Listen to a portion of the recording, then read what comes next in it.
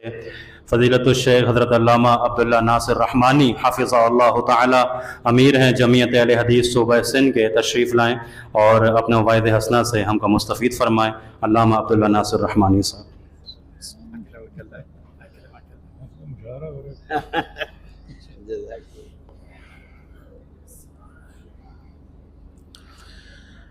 إن الحمد لله نحمده ونستعينه ونستغفره ونعوذ بالله من شرور أنفسنا وسيئات أعمالنا، من يهده الله فلا مضل له ومن يضلله فلا هادي له، وأشهد أن لا إله إلا الله وحده لا شريك له، وأشهد أن محمدا عبده ورسوله۔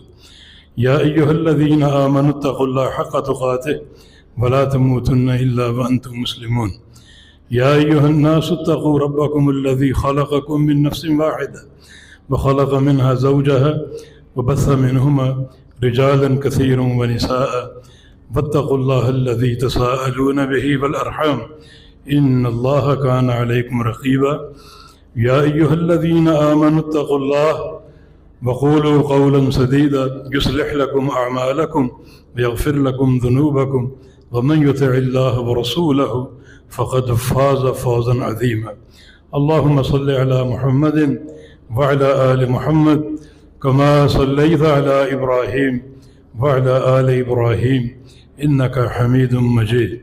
اللهم بارك على محمد وعلى آل محمد كما باركت على إبراهيم وعلى آل إبراهيم إنك حميد مجيد۔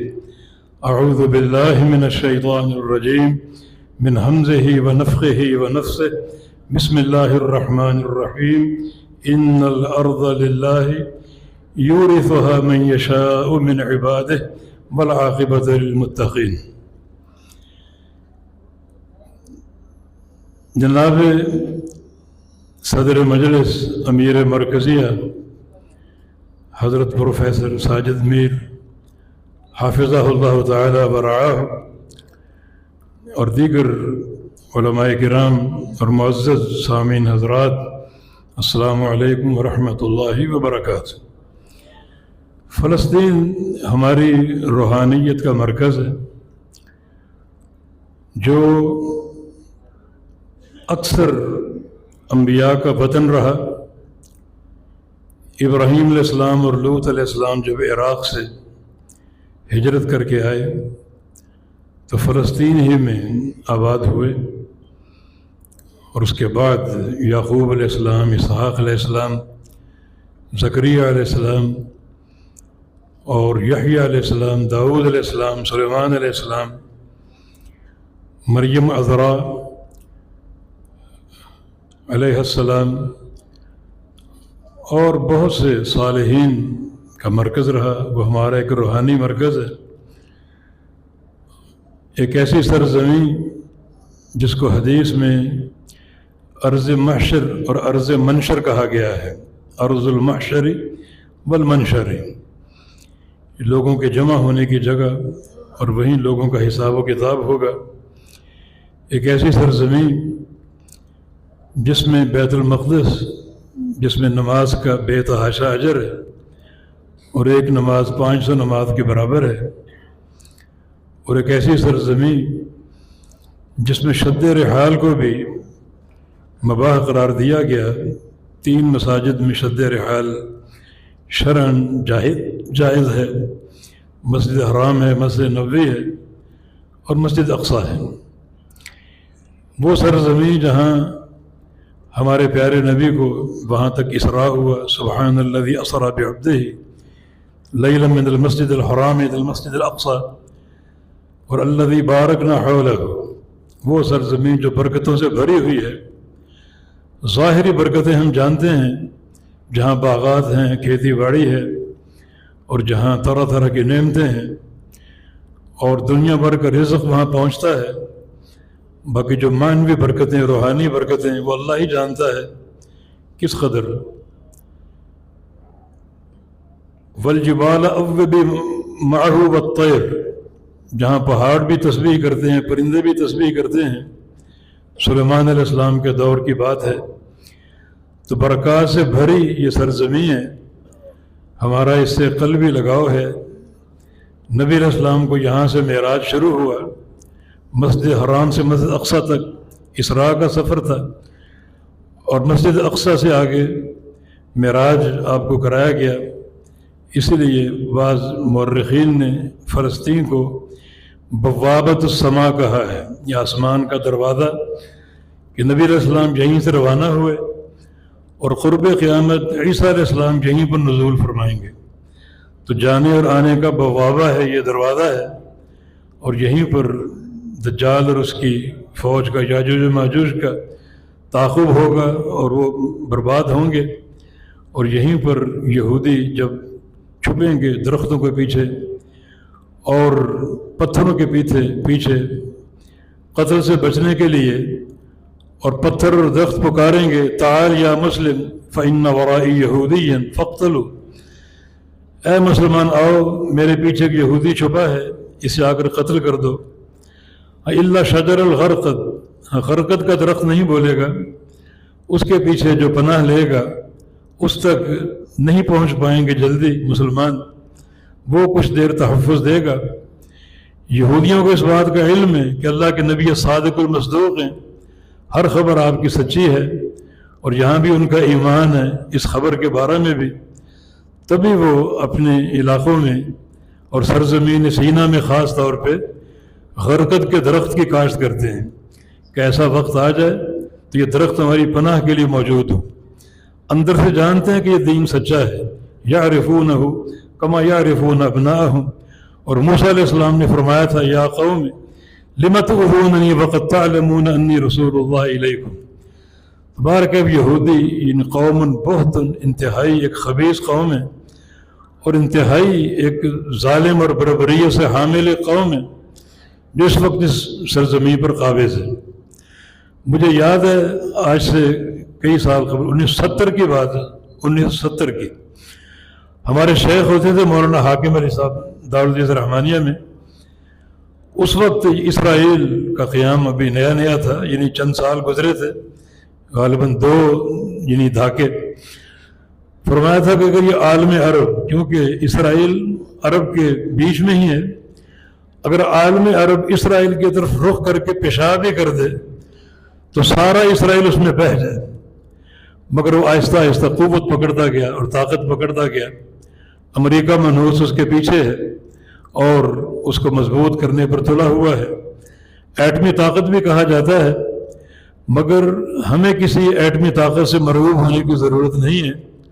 مجھے ایک تاریخی قول یاد آتا ہے شیخ عبدالعزیز آل سعود کا، جب وہ سعودی عرب میں ایک مملکت سعودیہ کے قیام کے لیے کوشاں تھے اور دعوت توحید لے کر اٹھے ہوئے تھے، سرگرم تھے، مختلف قبائل سے جہاد ہو رہا تھا، تو بعض جو قبائل تھے ان کی مدد برطانیہ نے بھی کرنے کی کوشش کی اور اپنے جہادوں کے ساتھ ان کو لیس کرنے کی کوشش کی۔ تو کسی نے شیخ سے کہا کہ ان کے پاس جو قوت آ گئی ہے اس کا ہم کیا توڑ کریں گے؟ پوچھا کیا قوت ہے؟ کہا کہ ان کے پاس طائرات ہیں، جہاز ہیں، تو اس کا تو ہمارے پاس توڑ نہیں ہے۔ تو انہوں نے ایک سوال کیا کہ اللہ فوق الطائرات ام تحتہا؟ میرے سوال کا جواب دو کہ اللہ تعالیٰ جہازوں کے اوپر ہے یا نیچے ہے؟ وَهُوَ الْقَاهِرُ فَوْقَ عِبَادِهِ، اللہ تعالیٰ اوپر ہے اور یقیناً وہ ہماری مدد کرے گا، اور یقیناً وہ ان تمام ظالم اقوام اور جو بھی اس کے دین کے راستے میں رکاوٹ بنے ہوئے ہیں ان کا قلع کما کرنے پر قادر۔ اسرائیل خواہ ایٹمی طاقت ہو، خواہ اس کے پیچھے امریکہ کی طاقت ہو، لیکن اگر ہم اللہ تعالیٰ کے بن جائیں تو اللہ تعالیٰ کی قوت ہمارے ساتھ ہوگی، اس کی مدد ہمارے ساتھ ہوگی، اور یہ ہمارے تحفظ کا باعث ہوگی۔ 2 چیزوں کی ضرورت ہے، ایک عالم عرب کے اتحاد کی۔ یاد رکھے ہمارا سارا فشل اور ناکامی ہمارے تفرق کی بنا پر ہے۔ وَلَا تَنَازَعُوا فَتَفْشَلُوا وَتَذْهَبَ رِيحُكُمْ، تنازع نہ کرو، اختلاف نہ کرو، جڑ جاؤ آپس میں، وحدت پیدا کر لو۔ تمہاری طاقت تمہارے اتحاد میں ہے، تمہارے اتفاق میں ہے، اور تمہارا فشل تمہارے تفرق میں ہے۔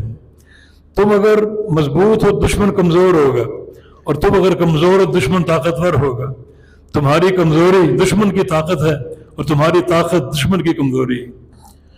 اور تمہاری کمزوری کا سبب ایک ہی ہے، وہ تمہارا تنازع ہے، آپس کے اختلافات ہیں، آپس کی چپکلش ہے۔ اگر تم متفق ہو جاؤ، متحد ہو جاؤ، تو یہ تمہاری قوت ہوگی، اور تمہاری قوت دشمن کی کمزوری ہوگی۔ دوسری چیز، اللہ تعالیٰ سے اپنے ضعف کا شکوہ کرنا کہ یا اللہ تو ہی ہماری پروازیں اونچی کر دے، ہم میں ہمت اور طاقت پیدا فرما دے۔ الدعاء سلاح المؤمن، دعا مومن کا ہتھیار ہے اور بڑا مضبوط ہتھیار ہے۔ اللہ تعالیٰ کے پاس بڑے خزانے ہیں، بڑی قوتوں کا مالک ہے۔ وما یعلم جنود ربک الا ہو، تیرے رب کی فوجیں کیا کیا ہیں وہ اللہ ہی جانتا ہے۔ قوم عاد کی بربادی کا وقت آیا تو اللہ کی ایک فوج چیخ مسلط ہوئی اور اس چیخ نے ان کو تباہ و برباد کر دیا۔ قوم سمود کا وقت آیا، ایک آندھی مسلط ہوئی اور اس آندھی نے اس قوم کو برباد کر دیا۔ یہی آندھی اللہ تعالیٰ نے جنگ احزاب میں اپنے نبی کی مدد کے لیے بھیجی، نصرت بالصبا واہلکت عاد بالدبور، اور اس آندھی نے مشرکین مکہ کے حوصلے پست کر دیے اور وہ شکست خوردہ ہو کر بھاگ گئے اور بے تحاشا مال غنیمت چھوڑ گئے۔ قوم نوح کا وقت آیا، پانی کا ایک ایک قطرہ اللہ کا فوجی بن گیا اور اس پانی نے قوم نوح کو غرق کر دیا، اور یہی پانی فرعون اور فرعونیوں کی تباہی کا باعث بن گیا۔ یہ اللہ کے لشکر ہیں۔ ابابیل کا دور، ابرا کے ہاتھی اگر آئے بیت اللہ کو تباہ کرنے کے لیے تو اللہ تعالیٰ نے چھوٹے چھوٹے پرندے اور ان کی چونچوں میں چھوٹی چھوٹی کینکریاں جن میں ایک ایٹمی تاثیر اللہ نے پیدا کر دی، ہاتھی بلبلا اٹھے، ابرا تباہ و برباد ہو گیا۔ تیرے رب کے لشکر ہیں، وہ ظاہری تعداد کا محتاج نہیں ہے، وہ قوت کا محتاج ہماری نہیں ہے۔ وَعِدُّوا لَهُم مَّا اسْتَطَعْتُم مِّن قُوَّةٍ، تم تیاری کر لو جو تم میں طاقت ہے، لاٹھی کی طاقت ہے وہ تیار کر لو، پتھروں کی طاقت ہے وہ تیار کر لو۔ فلسطینی اب تک اس اسرائیل کا مقابلہ لاٹھی اور پتھروں سے کر رہے ہیں اور اللہ ان کی حفاظت کر رہا ہے۔ جو طاقت ہے وہ کر لو، یہ لازمی نہیں ہے۔ اسرائیل اگر ایٹمی طاقت ہے تو تم بھی ایٹمی طاقت بن جاؤ، پھر مدد کروں گا۔ جو طاقت ہے وہ کر لو، لیکن اصل جو انجام کار ہے وہ تقویٰ کے لیے۔ ان الارض للہ، بے شک یہ ساری زمین اللہ کی ہے۔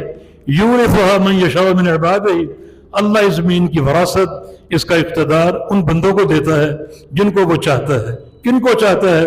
والعاقبۃ للمتقین، انجام کار متقین کے لیے ہے۔ والعاقبۃ للتقوی، انجام کار تقوی کے لیے ہے۔ تو اللہ تعالی ہمیں تقوی عطا فرما دے اور اپنے دربار میں صحیح معنی میں گرانے اور تضرع اور عاجزی کی توفیق عطا فرما دے، اور اللہ عالم اسلام کو جو ہے وہ اتحاد اور اتفاق عطا فرما دے۔ جمع ہو کر ہمارے لیے جہاد کا راستہ کھول دیں اور جہاد کا دروازہ کھول دیں۔ بحمد اللہ کل یہ دروازہ افغانستان میں کھلا اور روس کے سٹنگر میزائل وہاں کچھ کام نہ کر سکے۔